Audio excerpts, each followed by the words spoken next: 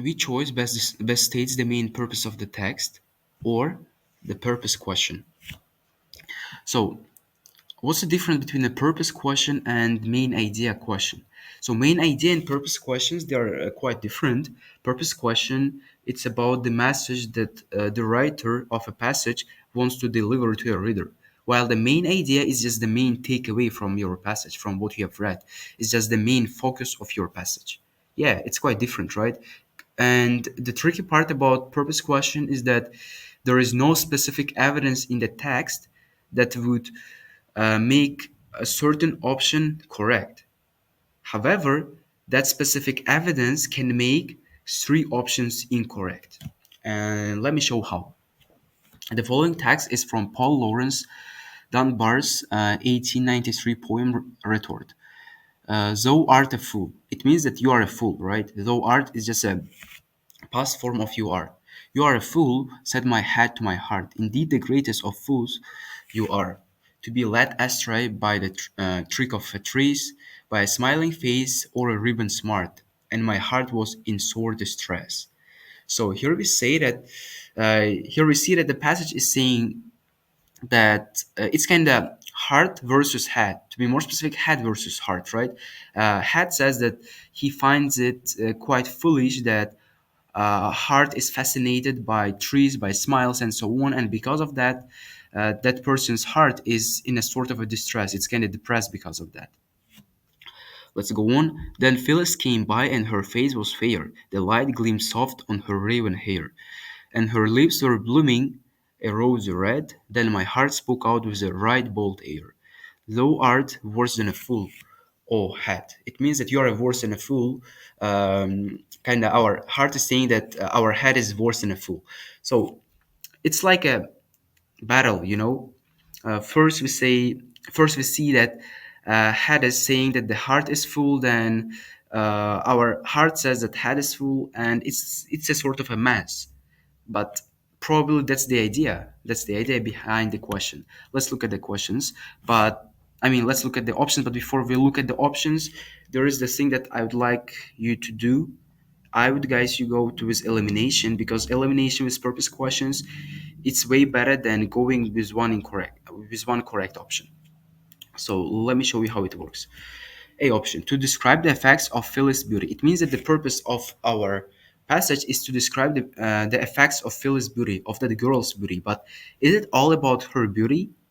I don't think so. It's about the battle in, I mean, deep inside between her heart and between her head. It means between her feelings, between her emotions and rational, right? So A option is incorrect, even though it's given. Sure, it's given right here. Just last two lines. Then my heart spoke out with a right bold air, thou art worse than a fool, oh head. It says that, so how it works indeed, she kind of understands that she's beautiful. It's all about her beauty just before that in that paragraph.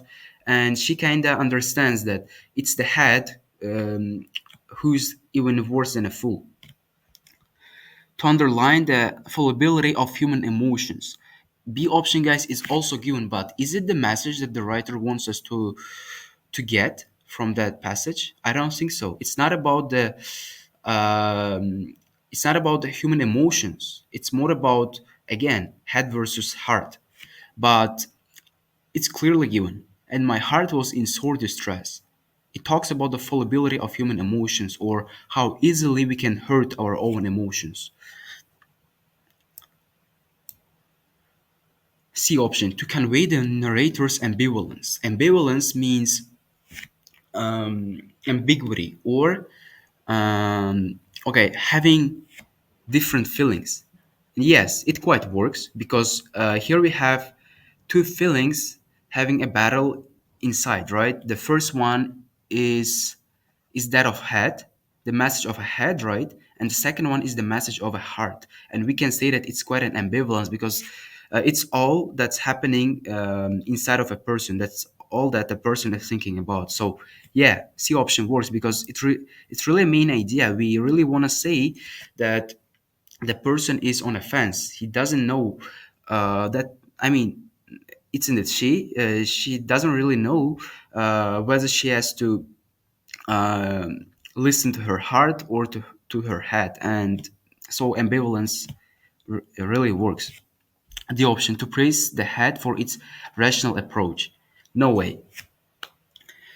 So why we are praising our head? So we are not really praising, but probably we have that stance of our head, and it's given indeed in that first paragraph. Indeed, the greatest of fools you are to be led astray by the trick of a trees. And yeah, it's really showing that our head is rational, that it's thinking about, I mean, it's really thinking about the reasons, it's thinking about its logic, not about emotions, right? So yeah, it's given, but no way it's the main purpose. So what's the main takeaway? What's the thing that you have to understand from that video?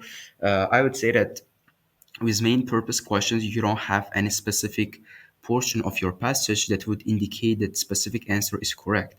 But some specific portions of your passage may indeed serve you to understand that some options are incorrect just because they are too specific, as you see in that example. Some questions are incorrect just because they are too specific, which shouldn't be the case. We should talk about something that writer is trying to convey, but that message it's quite obscure and you cannot infer it from a specific portion, and that's why some purpose questions they may be quite difficult for students, but it's all up to the time you get accustomed to the way these questions are presented.